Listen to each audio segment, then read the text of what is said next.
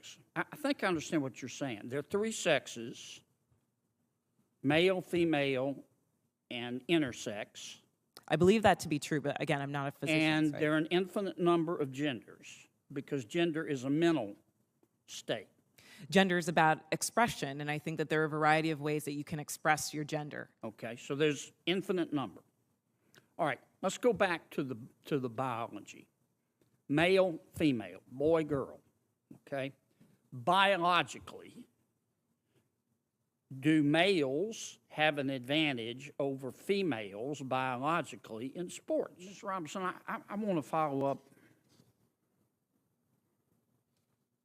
by trying to understand your answer to one of Senator Cruz's questions. And this is really a question, not a suggestion.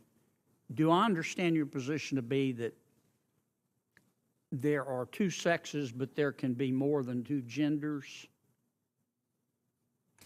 I wouldn't even say two, and we've got Dr. Lopez here as well, but there's also the definition of intersex. I think that often in these conversations we're conflating sex and gender, and I do want to affirm here that trans women are women. That is their gender. Okay, but I'm trying to understand, do you make a distinction between sex and gender? Yes, sir. Okay, explain that. Do you think there are more than two sexes? I believe that there's a definition for intersex as well that I want to acknowledge. But sex is assigned at birth. I'm just trying to understand. I'm thoroughly confused. So you're born, I'm talking about biology, male, female, and what else? I believe that intersex is also acknowledged. Intersex. But again, I'm not a doctor here. What I can And say what does intersex mean? is that there's a difference between sex and gender. And I think in these conversations, we're conflating the two. Well, but I want to start with sex, okay? There's male, there's female. When a baby's born, before the baby has had time to even have a sense of self, there's male, female, and intersex. There's a third sex? I believe that is true, but I would defer to Dr. Lopez as I'm not a physician. Okay. And how many genders are there? I think the gender is expansive, and the definitions are always growing. Today I can tell you, I talk to young people that talk about non-binary as more than five. I think the gender is not a binary, is what I'm trying to say. Are there more than five genders? I'm just trying to understand. Are there more than five genders? Well, I think that there was a time where women wearing pants didn't feel like it was appropriate for their gender, and yet I'm wearing pants today. I think that there are ways that we express our gender that are expansive. Are there more than five? I wouldn't subject myself to naming how many genders there are, but what I can say is that gender is a reflection. Number? Excuse me? There's an infinite number of genders? I think depending on your culture, there are a lot of different genders that exist. And I can also say that it's a term that's evolving. If you look at young people today, they really don't lean into the binary of only woman and man. So I think that it's incumbent upon us not to legislate on this, but create space for them to explore what their identities are, what their gender identities are. All right. Let's get back to athletics. I think I understand what you're saying. There are three sexes: male, female, and intersex. I believe that to be true, but again, I'm not a physician. And there are an infinite number of genders because gender is a mental state. Gender is about expression, and I think that there are a variety of ways that you can express your gender. Okay, so there's infinite number. All right, let's go back to the biology. Male, female, boy, girl. Okay, biologically, do males have an advantage over females biologically in sports? Again, I'm not a physician, and I can't speak to that. What's your real-world experience? It depends. There are some people who are born male that I'm faster than if I were to sprint against them, and some that I'm not.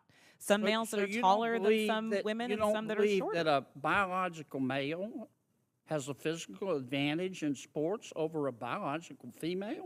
Not as a definitive statement. Give me an example. Well, no, I don't think. How many female members of the NBA do you see? Well, I can say that, there's been this news article about men that think that they could beat Serena Williams in tennis, right? That they think that they could actually score a point on her.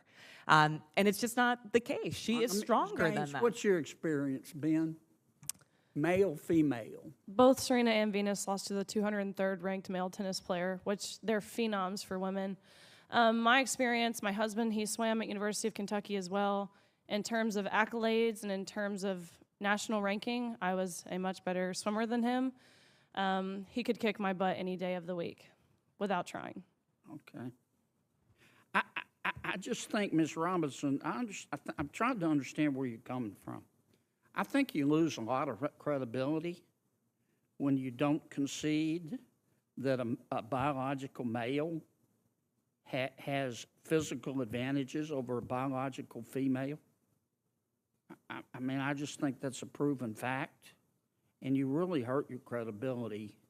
I understand you want the world to be a better place. I do too, and I don't think people ought to be discriminated against because of an immutable characteristic. I don't. And I think that I think everybody ought to be free to be themselves. And what you do in your bedroom or what I do in my bedroom with a consenting adult is nobody's business. But if what I do in my bedroom with a consenting adult, if I decide I want to tell somebody's child about it, then other people have rights too. And I think parents have rights. And I think biological females have rights to be able to compete fairly in sport, in sports. So I really think you hurt your credibility when you refuse to acknowledge that biological males have an advantage over biological females. It kind of makes me wonder about all your testimony. Thank you, Mr. Chairman. What I'm trying to say is that there is not a definitive advantage in all cases. Sir, I don't know if you believe that you could beat Serena Williams in tennis, but I probably think that that's not the case. There are not all cases where all men are physically superior to all women. And at the end of the day, in this conversation, we're not talking about that. We're talking about trans women who are, in fact, women, who deserve to play in a gender that matches their sports, who deserve all the benefits that Ms. Gaines is talking about. And as a cisgender black woman, I can say definitively that my womanhood is not threatened by a transgender person asserting hers as well.